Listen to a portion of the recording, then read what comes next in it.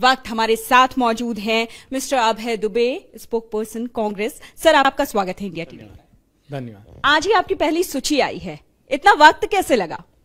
तो हम लोगों ने तय किया था कि हम श्राद्ध पक्ष के बाद पहली नवरात्रि को हम ये सूची जारी करेंगे। बहुत अच्छा शुभ मुहूर्त देखकर हमने ये सूची जारी की और हमें इस बात की प्रसन्नता है कि जो हमने 144 हमारे उनकी सूची जारी की है प्रत्याशियों की, उसमें से अधिसंख्य जीत कर आ रहे हैं। ये सूची की घोषणा के साथ निर्धारित हो गया। जिस का वादा आपने किया था, सिलेंडर का वादा, रोजगार का वादा, शिक्षा का वादा, वो सब तो आपके तमाम एजेंडे को हाईजैक करती नजर आ रही है बीजेपी। देखिए, एक विद्यार्थी होता है जो मेरिटोरियस होता है और एक विद्यार्थी होता है जो पीछे टीप कर लिखने का आदी होता है। हमने जब बेटियों के लिए अनाउंस किया और कर्नाटका में हमने लागू कर दिया, तब शिवराज जी को लगा और उन्होंने घोषणा की।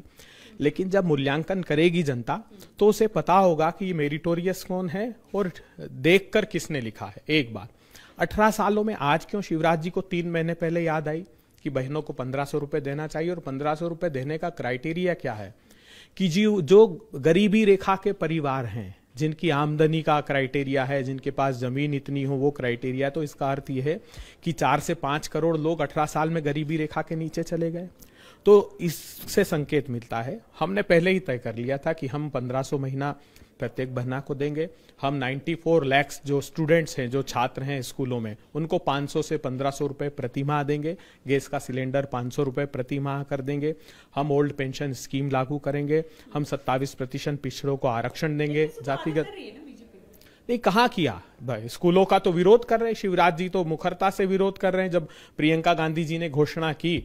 और वो ये हमने इसलिए घोषणा की थी कि 15-16 से लेके आज तक 9 लाख विद्यार्थियों का एनरोलमेंट कम हो गया है स्कूलों में। 26,000 स्कूलों में बिजली का कनेक्शन नहीं है। 29,000 स्कूल स्थायी रूप से बंद हो गए। तब ये निर्णय लेना पड़ा कि जो भविष्य का मध्य प्रदेश है उसको आगे बढ़ाना है, तो हमको बच्चों की शिक्षा पर फोकस करना पड़ेगा। हमने ये इसलिए निर्णय लिया। अब 44 लाख गैस के सिलेंडर पिछले साल एक भी परिवार ने नहीं लिए, उज्ज्वला बहनों ने। तब शिवराज जी को याद नहीं आया, लेकिन चुनाव है तो उनको याद आया कि हम 450 रुपए का सिलेंडर करते हैं, और वो भी सिर्फ बहनों के नाम किया उन्होंने। अब बहनों के नाम पिछले 2 महीने में 18 लाख और 18 लाख सिलेंडर उन्होंने दिए। ये क्या संकेत है? ये संकेत है कि 82 लाख में से सिर्फ 18 लाख बहनें पात्र है जिनको ये गैस का सिलेंडर उन्होंने दिया है। ठीक है, अब हम आते हैं थोड़ा हिंदू धर्म और सनातन धर्म को लेकर जितना विवाद चल रहा है, आपसे अगर मैं रिएक्शन ना लूं तो ये थोड़ा गलत हो जाएगा। हिंदू धर्म और सनातन धर्म पर कुछ भी कहने से कांग्रेस अक्सर साफ साफ बचती आई है, साफ साफ कुछ भी कहने से। लेकिन कमलनाथ जी अपने क्षेत्र में खूब धार्मिक सभाएं कराते हैं, कई सारे बाबाओं के प्रवचन भी होते हैं यहाँ पर, और हिंदू धर्म को लेकर वो अब काफी मुखर है। देखिए, हिंदू और सनातन धर्म क्या है, तो ये हमारे वेदों में लिखा है, धार्यति इति धर्म, अर्थात जो धारण किया जाए। धारण क्या किया है हमने? सत्य, अहिंसा, सद्भाव, सहिष्णुता, सदाचार। और जब हम राम राज्य की अवधारणा की बात करते हैं ना, तो उसमें लिखा है, देहिक देविक भौतिकता पा राम राज नहीं कहुई व्यापा, सब नर करही परस्पर प्रीति, चलही सर्वधर्म निरतश्रुत नीति। अर्थात वैमनस्य रहित समाज था और सभी धर्मों के लोग एक साथ रहते थे मिलकर। नर ने नारायण के रूप में अवतार क्यों लिया? अयोध्या जानती हैं आप? अयोध्या क्यों कहा जाता है उसको? अयोध्या इसलिए कहा जाता है कि वहां कभी युद्ध नहीं हुआ, वहां कभी एक दूसरे के प्रति वैमनस्य नहीं था। वहीं अवतार ले सकते थे राम, और ये राम जी के नाम का दुरुपयोग करके समाज में हिंसा फैला रहे हैं, ये विश्वमन कर रहे हैं, भाई को भाई से लड़ा रहे हैं। तो ये राम राज्य की अवधारणा को चरितार्थ करने वाले लोग नहीं है। आप कास्ट सेंसस की बात राहुल गांधी ने की है शहडोल में अपनी एक रैली के दौरान, और यही बात बाकी राज्यों में क्यों नहीं हो रही है? सभी राज्यों में हमने तो कांग्रेस वर्किंग कमेटी में संकल्प पारित कर दिया। बिहार का इंतजार क्यों किया सर? नहीं, कर्नाटका में, राजस्थान में हमने, देखिए, एक नीतिगत निर्णय था ये हमारा, क्योंकि हमने ये पहली बार नहीं था। 2011 में पूरे देश के लिए हमने कराई थी। उसकी जब हजारों एक्सेल शीट हमने रजिस्ट्रार जनरल को दी, इन्होंने छुपा ली। मोदी सरकार ने कहा कि हम एक कमेटी बना रहे हैं अरविंद पनागरिया की, नीति आयोग के उपाध्यक्ष की। अभी सुप्रीम कोर्ट में महाराष्ट्र बनाम यूनियन ऑफ इंडिया में यह कह दिया इन्होंने कि हमने 5 साल तक ना कमेटी के मेंबर बनाए, ना एक भी मीटिंग की, और हम जातिगत जनगणना नहीं कराना चाहते। शपथ पूर्वक कहा इन्होंने। तो आज जो ये मुझे लगता है कि बाबा साहब भीमराव अंबेडकर जी के स्वप्न को राहुल गांधी जी चरितार्थ करने के लिए निकले हैं। उनका उद्देश्य अच्छा है। हम भारतीय जनता पार्टी से भी अनुरोध करते हैं, ये किसी दल का विषय नहीं है। सब दल के लोग समाज के अंतिम पंक्ति में खड़े हुए लोगों को आगे लाने के लिए काम करें। इस बार क्या मालवा चंबल में कमी खलेगी ज्योतिरादित्य सिंधिया की? देखिए, वहां तो खुद ही ग्वालियर चंबल में खुद ही उनके दोनों मेयर हार गए।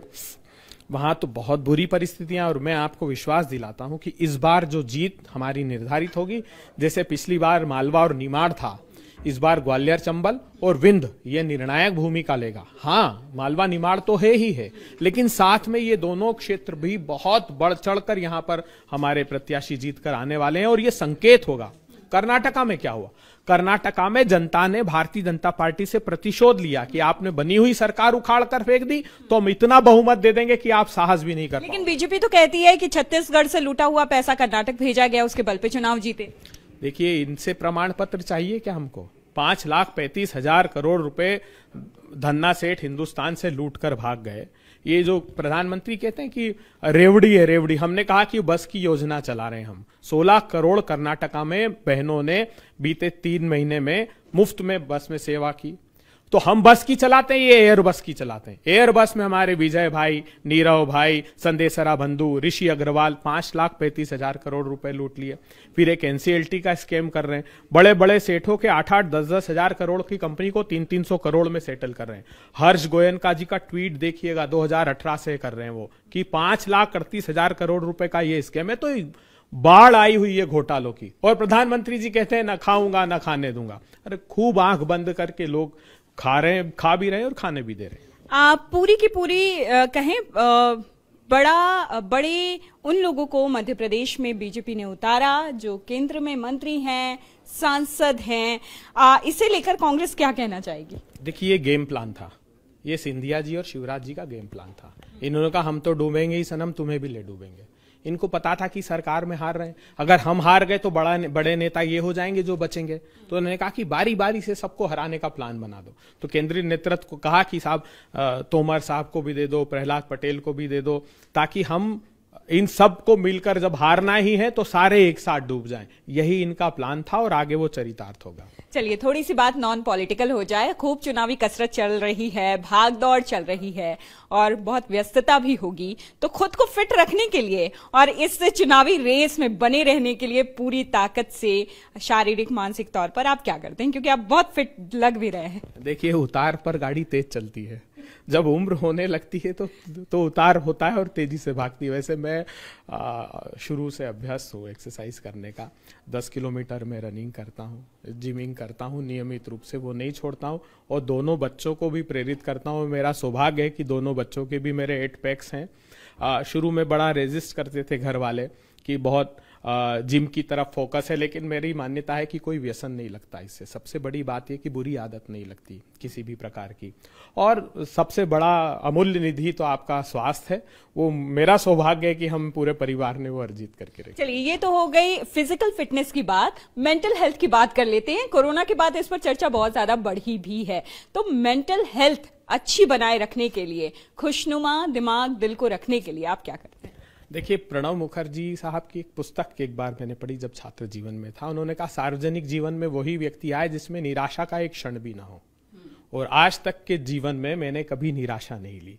सारी परिस्थितियों का सामना भी किया और मैं उसका बड़ा आनंद भी लिया। और सौभाग्य मेरा रहा कि जितने मेरे साथी, मेरे अग्रज रहे, रणदीप सुरजेवाला जी हो या जयराम रमेश जी, जितने भी हमारे बड़े नेता रहे, वो भी इसी स्वभाव के थे। तो एक अच्छे वातावरण में हम लोगों ने अपने आप को मानसिक रूप से तैयार किया है।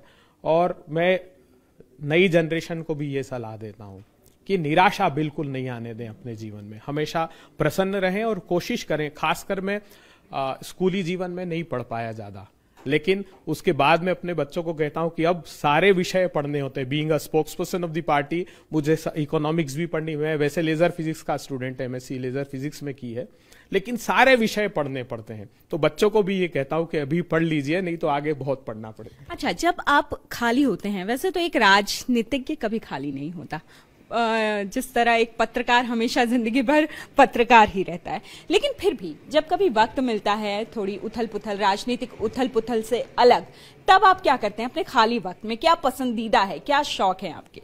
मैं अपने पिता के साथ समय व्यतीत करना बहुत अच्छा लगता है मुझे, क्योंकि जब वो उनके काम में व्यस्त थे, जब उनके साथ समय व्यतीत नहीं कर पाए, लेकिन अब मुझे लगता है, और मैं जब भी घर, बहुत कम अवसर मिलता है कि मैं घर जा पाऊं, परिवार से मिल पाऊं, जब भी मिलता हूं तो सबसे सुकून का समय होता है मेरे पिता के साथ बैठकर टेलीविजन देखना। फिल्में देखते हैं आप? बहुत बड़ी रेयरली, वाइफ कभी कभी जाता हूं और वो लिस्ट बनाकर रखती है, यदा कदा जब मुझको वक्त मिलता है देर रात को, तो वो अपना लिस्ट बनाकर रखती है। और खास करके मैं सिर्फ इंटरटेनमेंट, मतलब हिंसक पिक्चरें बिल्कुल भी नहीं देखता हूं, ऑप्ट ही नहीं करता हूं, और नकारात्मक पिक्चरें नहीं देखता। आखिरी फिल्म कौन सी थी जो आपने देखी? अब कॉमेडी ही मूवी में जब भी अवसर मिलता है, पिताजी को मेरे सिंह और किंग बहुत पसंद है। हर बार जैसे आपको सोनी मैक्स पर एक चलती है वो अमिताभ बच्चन की सूर्यवंशम, मेरे पिताजी को सिंह और किंग बहुत पसंद है। तो जब भी मैं जाता हूँ, आमतौर पर अगर 10 बार भी देखी हुई हो तो वो पिक्चर, तो मुझे कॉमेडी मूवी ही अच्छी लगती है, और बहुत पिक्चरें नहीं देखता हूँ, अब टाइम ही नहीं मिलता है। हमसे बात करने के लिए, यहाँ आने के लिए आपका बहुत बहुत शुक्रिया। Thank you.